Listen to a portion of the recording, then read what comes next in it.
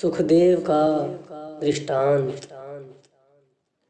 सुखदेव भय गर्भ योगेश्वर, उन समान नहीं पाख्यो दूसर। कबीर साहेब फरमाते हैं, देख धर्मदास, सुखदेव 12 वर्ष माता के गर्भ में रहा, बहुत तप किया, उस जैसा योगेश्वर कोई नहीं था। तप के तेज गए हरिधामा, गुरु बिन नाही लहे विश्रामा। तप के तेज से अर्थात भक्ति के बल पे मालिक के घर पहुंच गए, पर उसे वहां किसी ने आने नहीं दिया। विष्णु कहे त्रिषि कहियां आए, गुरु वहीन तप तेज न साए। विष्णु जी ने पूछा, हे ऋषि जी, किस प्रकार आना हुआ, कहाँ से आए हो? आप जी का दर्शन करने के लिए और यहाँ रहने के लिए मृत्यु लोक से आया हूँ। सुखदेव ने उत्तर दिया। तब विष्णु जी ने कहा, भाई, गुरु विहीन के रहने के लिए यह स्थान नहीं। गुरु विहून नर मोहे न भावे, फिर योनि संकट आवे। हे भाई, विष्णु ने कहा, गुरु विहीन व्यक्ति मुझे अच्छा नहीं लगता। उसको जहाँ से जाना ही पड़ता है, वह फिर गर्भ योनियों में जाता है। जाहो पलट गुरु करो सवाना, तब पै हो यहाँ विश्रामा। जाओ मृत्यु लोक में जाकर कोई बुद्धिमान गुरु धारण करो, फिर यहाँ आकर रह सकते हो। सुखदेव मुनि सुन बेग सिधाए, गुरु विहीन तह रहन न पाए। विष्णु का वचन सुनकर सुखदेव जी मृत्यु लोक में आ गए, गुरु के बिना वहां ना रह सके। जनक विधे कीन गुरु जानी, हर्षि मिले तब सारंग पानी। मृत्यु लोक में आकर सुखदेव ने जनक को गुरु धारण किया। गुरु पाकर उसको सच्ची खुशी मिली, मालिक को मिलकर खुश हुए। नारद ब्रह्मा सुत बड़ ज्ञानी, ये सब कथा सकल जग जानी। ब्रह्मा का पुत्र नारद बहुत बड़ा ज्ञानी था। उसने फादकी को गुरु धारण किया। यह कहानी सारी दुनिया जानती है। और देव ऋषि मुनिवर जेते, जिन गुरु की न उतरे भों तेते। और जितने भी ऋषि मुनि हुए, सबने गुरु धारण किया और भव सागर से पार हो गए। राम कृष्ण सबते बड़े, तिन भी गुरु कीन। तीन लोक के नायका, गुरु आगे आधीन। राम और कृष्ण सबसे बड़े माने जाते हैं। गुरु उन्होंने भी धारण किया। आप 3 लोक के नायक थे, पर गुरु के आगे दीन और अधीन थे।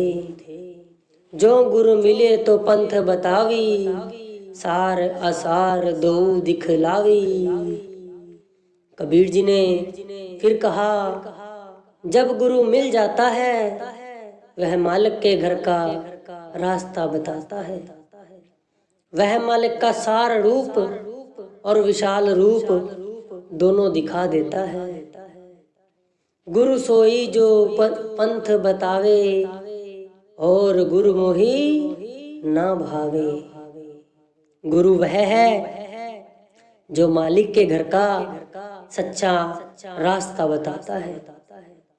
अन्य गुरु हमें अच्छा नहीं लगता, हमारे किसी काम का नहीं है। हुजूर स्वामी जी महाराज कहते हैं, गुरु सोई जो शब्द स्नेही, शब्द बिना दूसर नहीं सही। गुरु वही है जो शब्द का मार्ग बताता है, शब्द के अलावा और कोई आराधना नहीं बताता है। सतपुरुष का कहीं अंदेशा, जन्म मरण का मिटे अंदेशा। गुरु वह होना चाहिए जो सतपुरुष की लखता करवाए, उसका पता दे, शब्द का भेद दे दे। शिष्य उसके आदेश पर चलकर शब्द की कमाई करे, फिर जन्म मरण का डर खत्म हो जाता है। भृंगी मत होवी जस पासा, सोई गुरु सत्य सुनो धर्म दासा। गुरु धर्मदास भृंगी जैसा होना चाहिए, जिस प्रकार भृंगी होती है। भृंगी एक साधारण कीड़े को पकड़कर शब्द सुनाती है और उसको भृंगी ही बना लेती है। गुरु भी शिष्य को शब्द सुनाकर अपने जैसा कर लेता है। ऐसा गुरु होना चाहिए। कबीर पारस और संत में बड़ा अंतरोमान, वह लोहे को कंचन करे, वह कर ले आप समान। पारस और संत में बहुत बड़ा अंतर है। पारस लोहे को सोना बना देता है, पर पारस नहीं बनाता। गुरु अपने शिष्य को अपने जैसा ही गुरु बना लेता है। जो रहित घर बतलावही, सो गुरु साचा मानिए। तीन तज मिल आवे चौथे, तासो वचन प्रमानिए। पांच तीन अधीन काया, न्यार शब्द विदेह है। देह महे विदेह दर्शे, गुरुमता निज एह है। गुरु वह होना चाहिए जो रहत मर्यादा सहित मालिक के घर का रास्ता बताए। तीन लोक को छोड़कर चौथे लोक में जाए। उसका वचन प्रमाणित समझना चाहिए। वह गुरु सच्चा गुरु है। वह सच देश से मिला देगा। उसके वचन अपने हृदय में रखना चाहिए। उस पर भाव लाना चाहिए। यह जो काया है, पांच तत्वों और तीन गुणों से बनी है।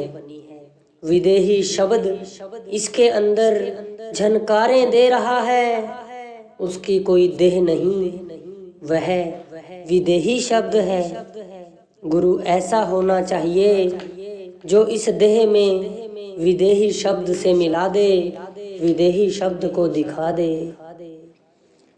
अस गुरु कहे बनाए, बोहर ना जग दे ही धरे। नहीं आवे नहीं जावे, जह सतगुरु दया करे।